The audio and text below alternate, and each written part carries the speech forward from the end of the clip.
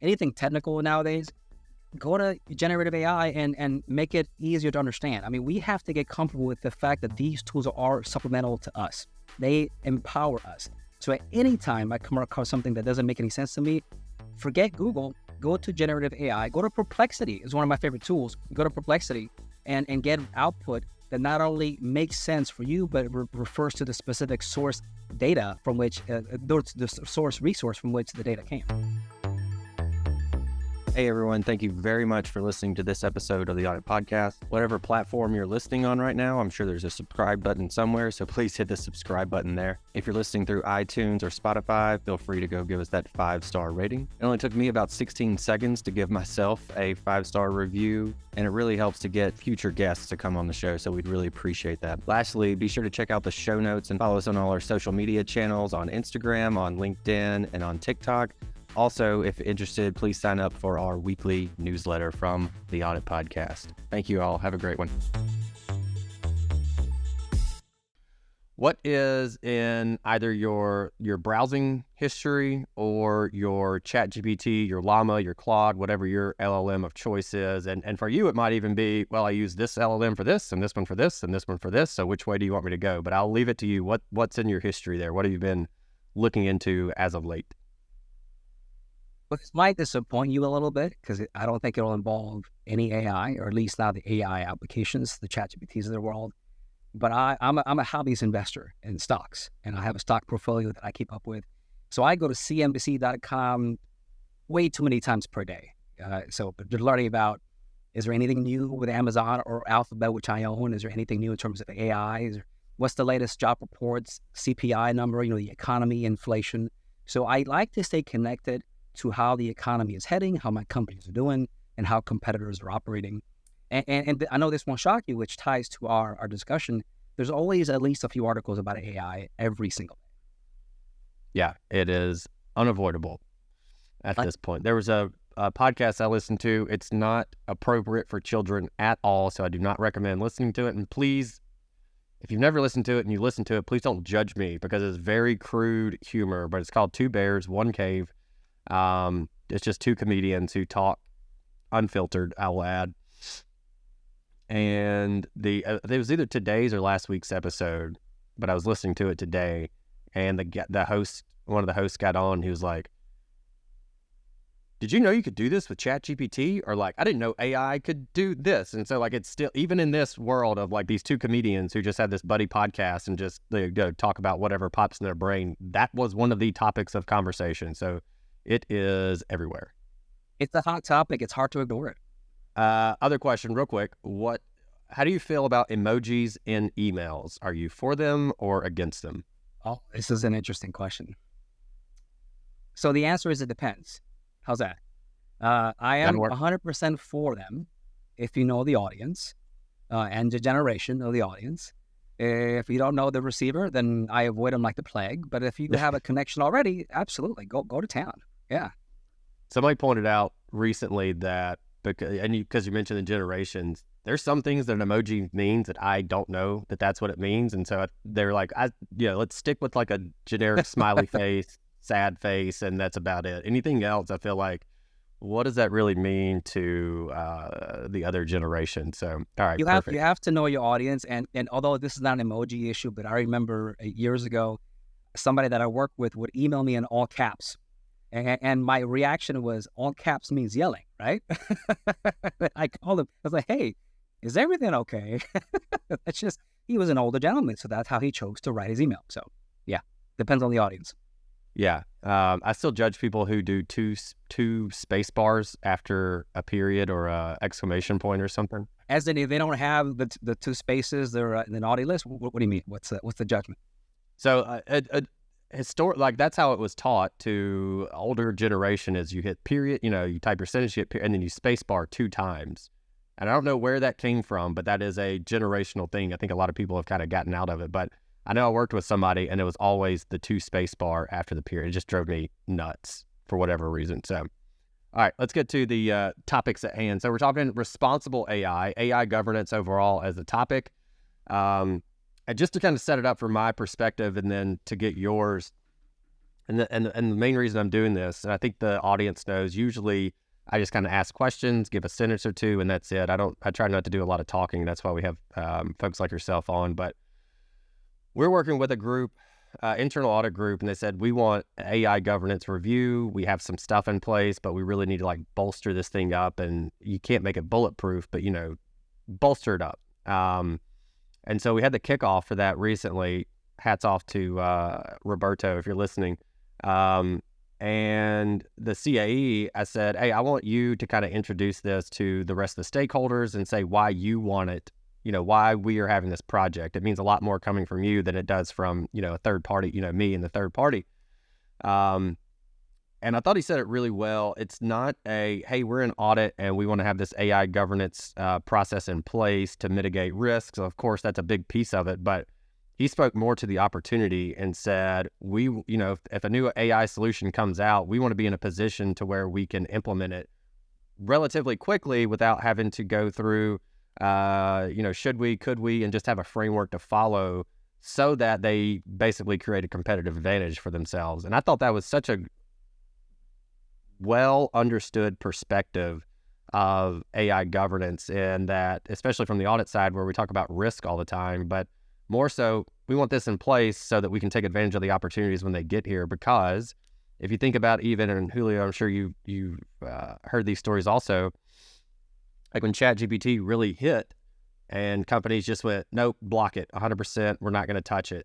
Whereas if they had something in place, they could have, and obviously this was very early on with AI really getting out to the masses. And so I understood it then, but if you're still stuck with that, then you can't use some of these tools. Like what I would be frustrated as an employee, one, that I couldn't use them. Two, episodes like this, other, webinars where AI is a topic of interest. People are going to go, well, we can't really use it here. I'm not going to sign up for this if I can't use it. Potentially, I could see that being a barrier. And so now they're even further behind on adoption, which I think is a huge risk. So anyway, that's my spiel. I will limit the rest of my conversation. I feel like I've already talked more now than I do in almost any other episode. But talk to us about AI governance, responsible AI, and kind of maybe misconceptions as well. I love your commentary, and I think that those of us who embrace it the way you mentioned that gentleman embrace it, seeing the opportunity, are clearly going to outcompete everybody else. And I suspect that, generally speaking, whenever there's a lot of unknown in front of us, we tend to respond with fear and hesitation and unwillingness to embrace it, because that's not a shocking response. So it shouldn't be a surprise that initially, many people, probably a majority of people who heard about ChatGPT, that was probably their first time thinking about AI. And I suspect the majority of that majority, their only correlation with AI was probably the Terminator movies. So lots of fear in that brain analysis from neuron to neuron. So I can completely understand that. But I think you're absolutely spot on. We have to embrace AI and move forward accordingly, but do it responsibly. So that'll be your pivot to the discussion. Now, did you want to share something? Yeah, I wanted to get into the topic a little bit more and just understand there are differences. And so there is as an organization, we are developing AI solutions, machine learning solutions, et cetera. And not everyone is there, because likely maybe you don't have a center of excellence with a team of data scientists and engineers and architects and the like. But nonetheless, AI is going to get introduced into your organization. So kind of a buy versus build, and any considerations that listeners need to take into consideration for that. That's a great point. So let's lead on that, because that's exactly something I want to emphasize. So right off the bat, with all the AI we have in society today, in terms of the organizations that use or in any way are related to AI, we can break them down into two buckets. We have the builders, just like you just said, companies with machine learning engineers and data scientists. They build the technology. And then there's everybody else. We can call them the consumers. Responsible AI, which I'll define in a minute, tends to be mostly associated with the builders, but it applies to everybody equally. It's just about the perspective and the interpretation and the implementation. But let's define that. So first of all, AI governance is a huge umbrella. And in my view, responsible AI is a subset of that umbrella. So responsible AI can be defined as the development and deployment of an AI system in a way that it is ethical, that is safe, that is sound, that it aligns with your organization's values and, in theory, societal values, okay? So that's high-level definition. You can break the responsible AI area or component into different subparts. You might have heard of fairness and transparency and explainability. I would add privacy. I would add security. One interesting thing to point out about this is that there isn't, at least not to my knowledge, any universal guidance or standard that says, here's all the responsible AI components and the definitions. It differs in many places. Now, I've seen different companies publish their responsible AI principles on their website. So unsurprisingly, Company X will differ a little bit from Company Y. Of all the ones that I've looked at, the principles that I see most commonly are the first three that I mentioned: fairness, transparency, and explainability. And I'll define those in a minute. But data, privacy, and security make a lot of sense too. So in my mind, those are the five that should comprise responsible AI. And that's whether you're building the technology, for which this applies quite literally, or whether you are a consumer. And from your perspective, it's a vendor management issue, which we will definitely talk about. So, but let me ask you, I know you mentioned you weren't going to talk, but I got questions for you, Trent. So with all the people that you talk to, and you have many episodes you've published, lots of very smart people, smarter than I'll ever be. You got the annual conference, the analytics and data, analytics and AI conference, your company, your analytics company, so many different conversations you've had over the last few years. How often does responsible AI come up for you? Or maybe even a few of these components that I mentioned? Only in the sense of AI governance, but the term specifically responsible AI, I would say, has never been mentioned. That's been my experience too, in the circles of internal audit and risk.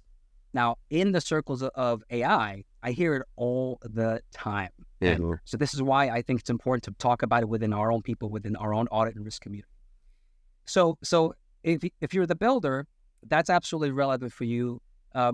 Let's define the terms though. So fairness involves quite simply ensuring that the application that you deploy into the world does not discriminate against subgroups in a given population.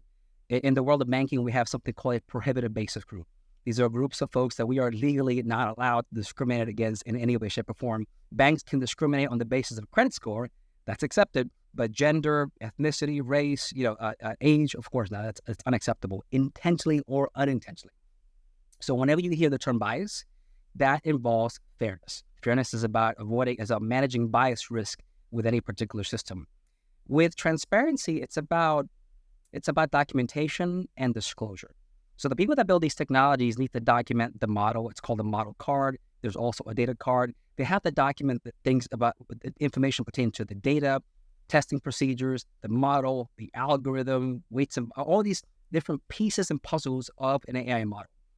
Disclosure, an example of that is let's say you as a user are interacting with a chatbot with a bank, and that chatbot is AI powered, but it's indistinguishable from a human. Well, it would be responsible for the bank to disclose to the user you are about to use an AI powered application, right? So transparency is about disclosure and about documentation.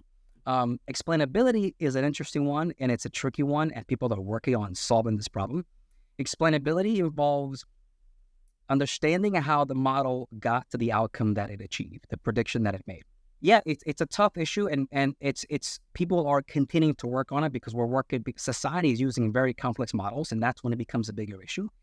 So for example, if a company uses an AI system to review, say, 1,000 job applicants, and the purpose of that application is to identify which applicants are best suited for the role, and the app makes a prediction or recommendation for out of the 1,000, let's say 20, are filtered, and the 20 then moves to the next stage in the job application process, i.e. the interview.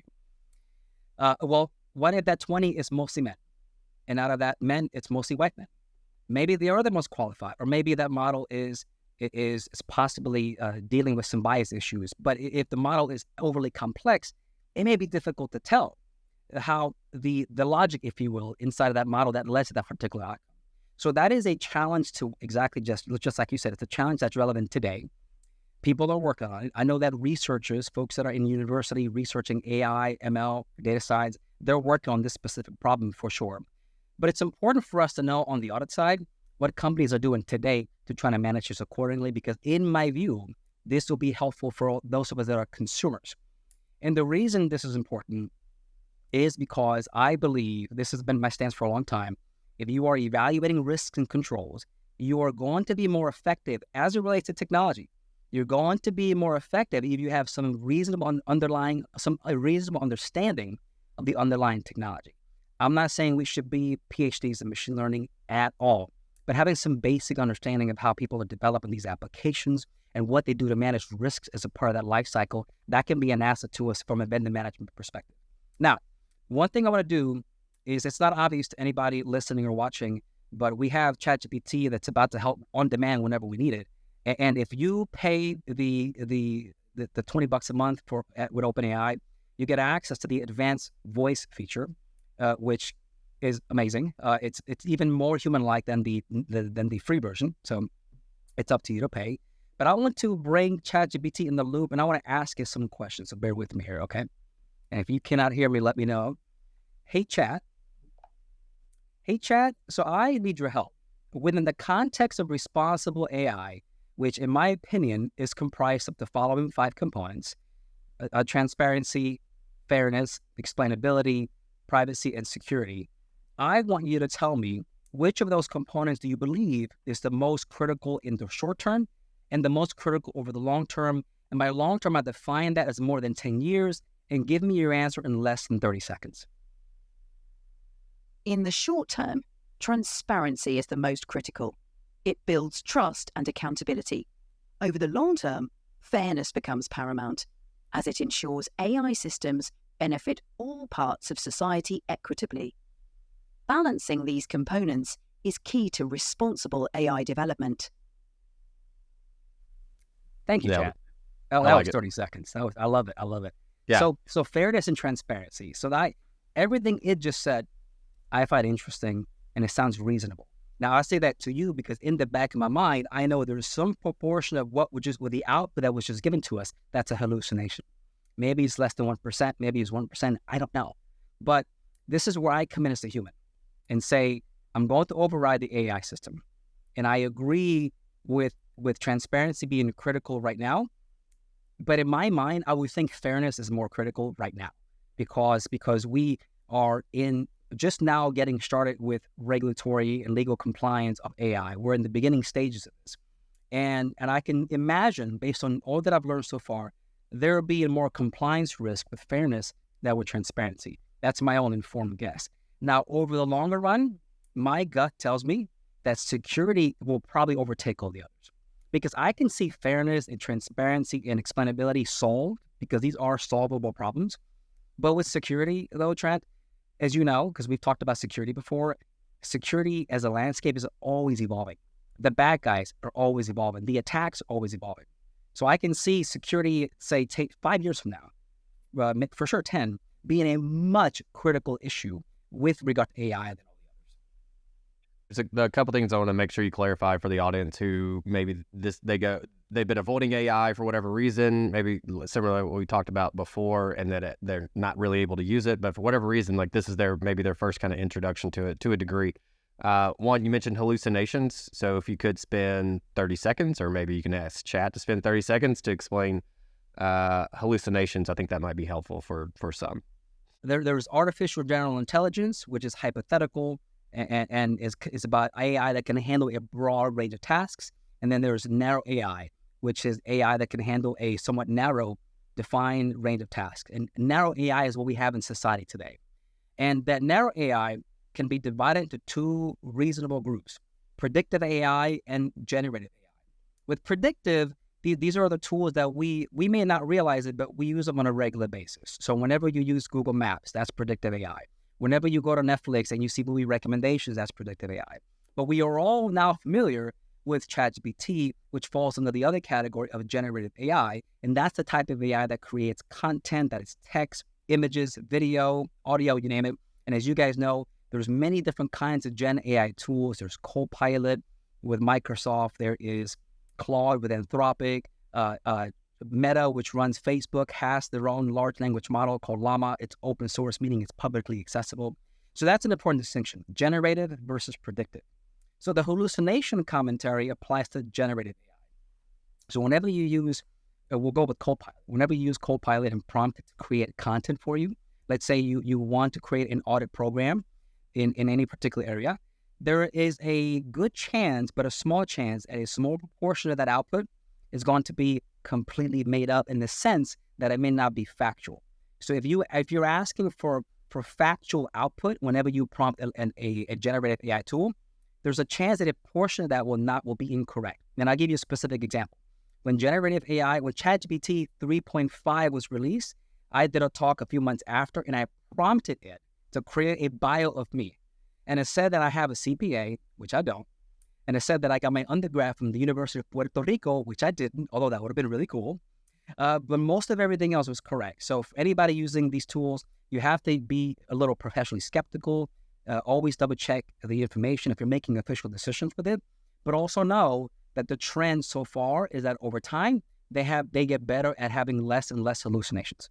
So this is what someone put it really well, or I like the way they put it the other day when they said, especially relative to audit, you would not just take like your intern or your staff and go, hey, go do this audit, and then whatever you find, like put it into the audit committee package and we'll be good to go. Like you wouldn't do that. Similarly, you shouldn't treat AI in the same way.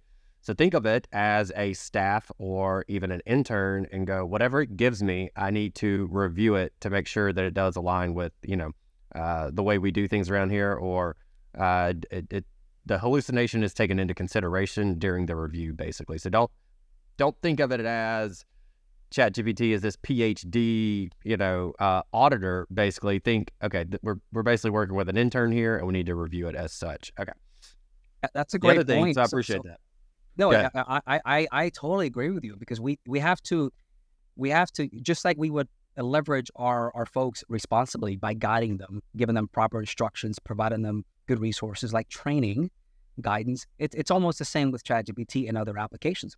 So you can upload a file with any of these tools and provide and say, create content X for me, but only within the context of the file that I gave you.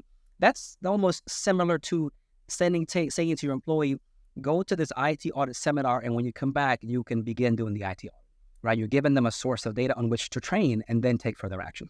All right, I want to bring it back to the security conversation, and because you mentioned the threat of that long term. And are you speaking more to, we'll stick with ChatGPT and the security surrounding ChatGPT in terms of outsiders trying to basically penetrate ChatGPT, or are you talking about using AI to create more sophisticated or to more easily create cyber attacks for like the average person who might go, hey, how can I attack this system? Tell me how to use, AI. Tell me how to do that. Which bucket were you talking about?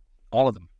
Okay. All of them. Which Honestly, bucket? Yes. Yeah. All the buckets. Yeah. Well, so you hit the nail on multiple heads there, multiple nails on the head. So clearly, we have to responsibly use generative AI and as it relates to the content we upload via this tool that goes from our computer through the untrusted network known as the internet all the way to OpenAI or Amazon or Claude or Anthropic servers. That's relevant. We also have to be aware that bad people can do what's called prompt injection attacks, which is a new variation of what was called a SQL injection, meaning bad guy will write a prompt, and depending on the prompt and the craftiness of the prompt could yield training data as a result of that prompt or other proprietary data. And I actually listened to a podcast a week ago or 2 weeks ago on AI where the researcher was explaining for the first time publicly this new attack variation that involved large language models, i.e. the ChatGPT of the world, that with prompts, with specific prompt crafting, he could somehow gain access to the first hidden layer of the model and the output layer of the model. Long story short, for really complex AI models, some of them can be neural networks, and they're organized by multiple vertical layers, and each vertical layer has different neurons. And think of them as little processors, and the data goes in from one layer to the next layer to the next layer. And that somewhat mirrors the brain, in that in our brain we have neurons with multiple dendrites or connections to other neurons. Well, he made the claim that using his techniques, he could get access to training data for specific layers of this model. And it just blew my mind.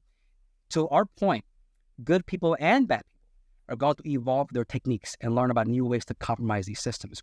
So you have to take into account, to your point, our responsible use of the technology, the fact that you have bad people, you have attackers that are leveraging AI on a daily basis, including tools that we know like ChatGPT and Claude and Copilot to enhance their attacks, enhance their phishing attacks. That's going to continue to be an issue. What we don't think about often, though, is what about the companies that are hosting these systems? What about the training databases, the servers that are hosting the training data and the other data that are overall is collectively supporting model development that bad guys can compromise and access? What about a back door that can be installed on a machine that is specifically used to support AI development? And the best way to put this into a little more context, and I'll probably stop here before we make this a show about security because it could easily become one, is there's an organization called MITRE. And is that something you've come across, Trent, MITRE? So MITRE, M-I-T-R-E, they're known for the MITRE attack framework. And that framework is a truly mind-blowing document. It's a confusingly looking document that it's about tactics, techniques, and procedures for the various kind of attacks and how those attacks can be carried out. So the top row, the heading row, are the types of attacks. And each column, each sub-row below that are the variations of techniques that can be implemented for an attacker or a consultant. Yeah, that definitely works. I mean, so you can see right there, that is the MITRE attack framework for organizations to leverage. And the heading there shows the different kinds of attacks, and then the specific procedures are broken down by row. As you can see, you guys, that is overwhelming. I mean, that is essentially the Bible for people to understand what kind of attacks are available and how to implement them. And as you click each particular link within each particular attack, you get much more information. Now, this is a very valuable resource for defenders, which is why it exists today.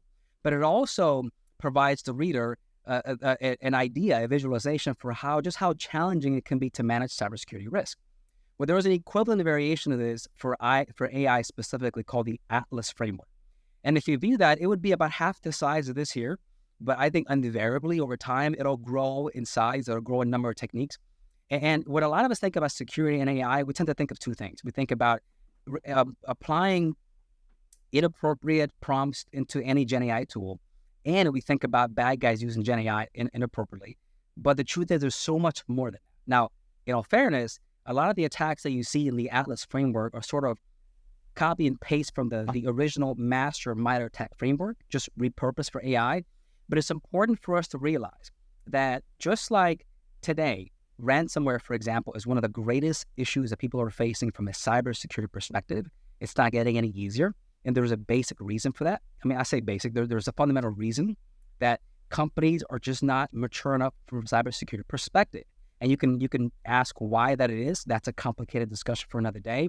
But those conditions haven't changed, Trent. What we have is conditions that remain the same that allow corporate society as a whole to be relatively vulnerable. And we have a technology that's advancing at a very rapid rate.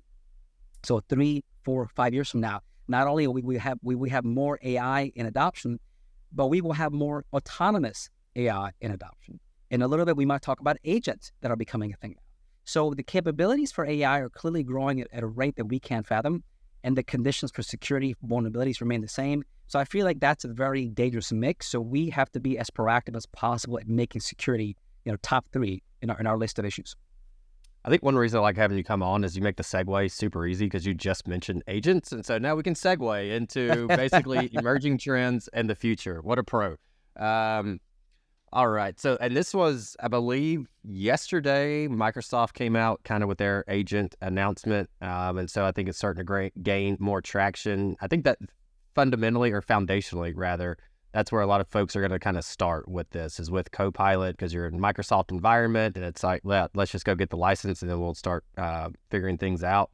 So I could see Microsoft's agents kind of being where people start to see this a little bit more. But the idea of, and this is kind of where I see it potentially going, the idea of, hey, here's my kind of use case that I used ChatGPT to write the Python script to do this, but I absolutely hate having to schedule meetings.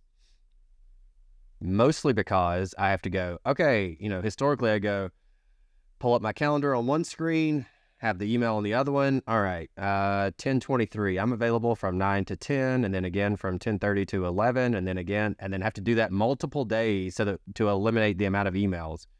And so we basically used. I'm on Gmail, and so we used Google's development environment to basically scrape my calendar and give me that, and then wrote a little Python script to basically take that output and clean it up so that it looks, significantly nicer. And so within about 2 clicks of a button, I can, copy and paste and go, here's my availability. We're good to go. And even then, it's just like, this is such a pain to have to do this. And so the idea, yeah. And especially if it's the agent going, as I'm clicking throughout the day and it going, hey man, you do this like 10 times a day. Would you like an agent to do this for you? And me to go, yes, please do that. And then be able to call that agent and basically go like, hey, give me my availability for the next week. And then it knows, like, even if the email's open, like put it into the open email wherever my cursor is, or depending on how detailed we can get with it.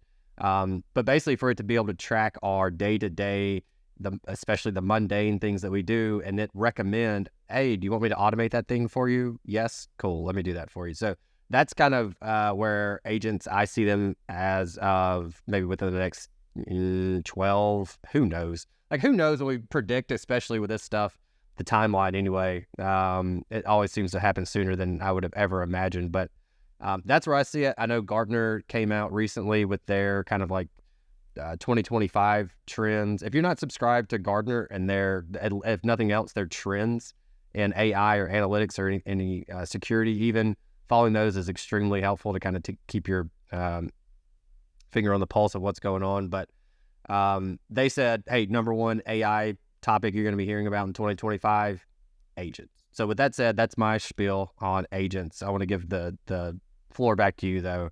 Give your spiel. What do you see as emerging trends coming up? Totally agree. I subscribe to the YouTube channel, and every alert that comes up, I take a peek to see if it's something that I want to listen to. So that's a great recommendation. Oh, before I forget, I do want to close on one comment on our previous discussion.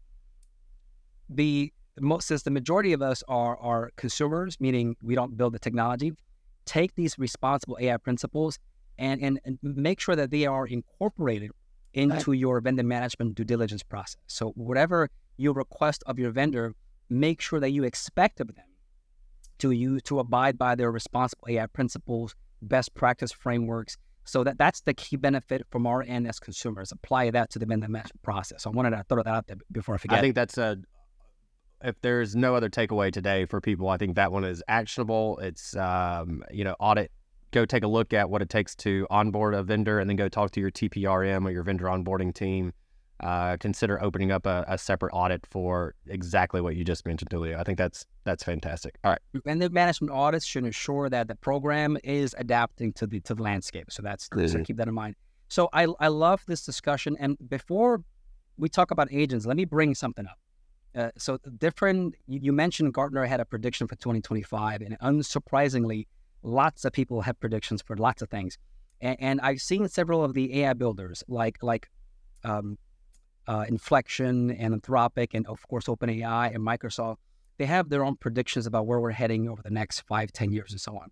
OpenAI came out recently with something they call the 5 stages to AGI. AGI, artificial general intelligence, and again, that's the type of AI that can broadly handle a broad range of cognitive tasks in different domains. It's the most human-like kind of AI system that we would have. Now, admittedly, the definition of AI changes from moment to moment because we already have passed the Turing test. I can talk to ChatGPT, the voice version, and feel comfortable. Imagine that I'm talking to a human. Check, box marked, right? So, but AGI is broadly capable. Now, their roadmap has 5 stages. The first one is chatbots. This is AI with conversational language. We hit that with ChatGPT 3.5. Stage 2 is reasoners. That is human level problem solving. We hit that recently this year with something called All-1 Preview. If you're not familiar, ChatGPT has multiple models. It's one product with multiple models. And the latest model is now called All-1 Preview. For a while in the AI circle, it was called Project Strawberry. whatever. Now it's out in the open. So O1 Preview is set to be comparable to that of a moderately capable PhD student in your pocket. And because it can do a lot of complex analysis, being used for scientific research, complex math, it's much better at math than its predecessors like 4.0 or 4. And part of the reason I understand is because, I mean, you and I have talked about prompt engineering, which is different styles of writing a prompt in these tools. And one of those prompt styles is chain of thought reasoning. The bottom line is the better the prompt you write, the better output that you get. Well, supposedly O1 Preview already has chain of thought reasoning embedded already. So it requires less effort on our part, less prompting, and more, just leveraging the tool. So it's level 2 where they're now because of O1 Preview. Level 3 is agents, and that's systems that can take actions. And so that, as you know, that's already slowly rolling out. Microsoft, they're the ones that first published agents. Salesforce, for quite a while now, has been talking about agentic software. But in the AI circles that I follow that has a lot of startup activity, lots and lots of startups are working with agents. So it's a growing space for us in the very near future. Level 4 is innovators, which is systems that can aid in invention. And that's an exciting part for me because that's having AI help you cure diseases and solve physics problems that are unsolvable today. Level 5 is organizations, which essentially means AI that can do the work of a company. So you have people like Mark Cuban that say, someday, the first $1 trillion company will be an AI company with 5 people. Well, that's because of this evolution in capabilities by AI. So agents is the big one. The way that I think about it is you're familiar with robotic process automation software, RPA, designed to take mundane tasks and that are repeatable, that require little to no judgment, and then the bot carries out the task. Well, agents are supposed to be like bots, RPA bots as we know them today, but on steroids with some judgment and creativity and flexibility. And you have to give it instructions the way the Copilot agent is designed as of today. But keep in mind, this is going to continue evolving. So the agents of 3 years from now are going to be far more capable than the agents of today if past is prologue. So this is an interesting challenge for us from a risk management perspective. So how do you manage cybersecurity risk particularly when you have agents in your environment that can do more than just this narrow band of work, that can be potentially compromised to do things beyond its initial instructions? So this is new ground for a lot of us. So I think this is interesting. It's important for us to ask a lot of questions. We have to be curious. Clearly, we don't have a lot of guidance in this space because the guidance tends to greatly lag the innovation. So it's incumbent upon all of us in the audit and risk community to learn about this, not just from the internal audit circles, but to connect with the AI community, to follow their podcasts, their webinars. How are they handling agentic software? So that's an interesting challenge for all of us. What are and this is a question that I would ask you every single time that you're on here, because I know when I have questions about, hey, I need to take a training on XYZ, I go to you and ask you that. And so I know that there's also going to be, you've mentioned a couple of the resources already, but do you have a handful of go-to resources that you could recommend that are AI community first that people could subscribe to, podcasts, et cetera? I know we asked you that same question last time, but because of the way things change, those certainly have changed also in the past. I think we had you on like 9-10 months ago. So any additional resources that you would recommend for people to keep on top of what's going on? Yes. As it relates to general learning, I would still recommend Coursera as a general rule, because you have content of different levels of complexity. If you're completely brand new, you have courses like AI for Everyone, Generative AI for Everyone. There's other options for sure. If you want more technical content that works just the same, I would encourage people to consider things like certifications that are now starting to get developed. So, for example, the IAPP, a privacy organization, sort of the privacy equivalent to the IAO-ISACA, they have a new certification called AI Governance Professional. I took the test and I passed it, and I think the content of the test makes a lot of sense for me as an audit leader. So I would encourage people to look into that and see if that training for that particular program works well for them. So that's a good thing to consider. Podcasts, gosh, there's so many. Which one do I recommend? There's one called Practical AI, which is reasonable and sometimes gets technical, sometimes not so much, but it's worth a shot to listen to what you get out of it. There's a YouTube channel called Eye on AI that's not excessively technical. It's actually very good, I think, for beginners. And that's one to pay attention to because they have a good variety of speakers. One that I love, although that it's very heavy on the technical side, is Twiml, This Week in Machine Learning. I think it's now rebranded as This Week in AI. That's where I got that episode of the researcher that said, hey, there's this new vulnerability that I'm exploiting with regard to LLMs. So the biggest challenge today isn't the content, is the time. Find the resource that works for you, dedicate some time. But to specifically answer your question, because you said, Julio, which one is your favorite? My favorite in terms of learning from a course perspective is a deep learning.ai, because they seem to be in the leading edge. So whenever I talk to you about learning on agentic software and how companies are building agents within their application, I'm picking up a lot of that from deep learning.ai. And I like the daily dopamine hit of what's going on. So like if you just search for AI newsletters or something like that. Like I like newsletters, and I have a tool that takes every newsletter and puts it into one folder. And so I'm not just like constantly getting bombarded. So I can just go in once a day, scroll through and go, yep, let me click on that one, 30 seconds. Okay, I see what's going on. Or take a deeper dive.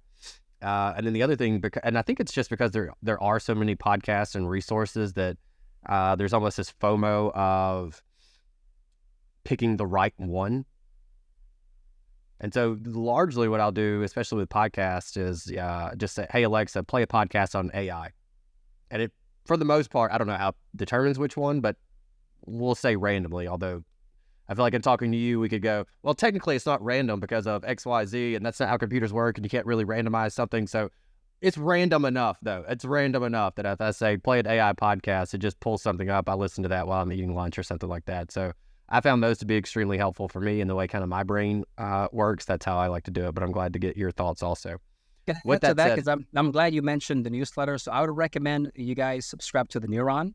It's a daily newsletter, absolutely amazing, easy to read. And of course, if you come across anything technical nowadays, go to generative AI and make it easier to understand. I mean, we have to get comfortable with the fact that these tools are supplemental to us. They empower us. So at any time I come across something that doesn't make any sense to me, forget Google, go to generative AI, go to Perplexity. It's one of my favorite tools. Go to Perplexity and get output that not only makes sense for you, but refers to the specific source data from which, the source resource from which the data came. So the Neuron is one that I follow every day. All right. I love to close these with kind of summarizing actionable items that were mentioned during the show. So I think the vendor onboarding piece was a step that pretty much every auditor can take, or at least discuss that amongst the team and see where that makes sense, as well as the resources you gave are always great. Neuron is one that I subscribe to, so I think that is daily. Superhuman AI, I think, is the other one. I prefer that one over Neuron. I think it's just the look and the feel, and that was my first. But it's it's insane to see every single day that they send an email, there's some pretty decent sized discovery or new thing that's going on, new trend, new advances. And so it's hard to keep up. It's hard to keep up. It is. It really is. And I thought we were there. I was telling someone this the other day, an AI leader at a large institution. Like, I've been waiting for things to settle down so that we could like dive into, okay, what is RAG? What is Neo4j? What are vector database? Because every day there's just like a new term. And I felt like we're finally settling just enough to where people can kind of catch up and take a breath. With that said, I'll throw it back to you. Any closing words for the audience? So why don't I do this? I have a couple of quotes that I want to read to the audience, just to end my commentary. And then let's ask ChatGPT for its closing thoughts. Sound good? Okay. Perfect. Two interesting quotes that I picked up on recently. Mustafa Suleyman, who is currently working, I believe, at Microsoft, co-founder of DeepMind and Anthropic, or no, not Anthropic, Inflection. He's quoted as saying that today, again, this is a few days ago, today the most advanced AI consumes 8 trillion words in a single month of training. 8 trillion words in a single month of training. And this is growing exponentially. So imagine a year from now, 3, 5, let that sink in. Second quote from Sam Altman. We all know who he is, the CEO of OpenAI. He said, superintelligence is only a few thousand days away and will forever change the way we live life. Let that sink in.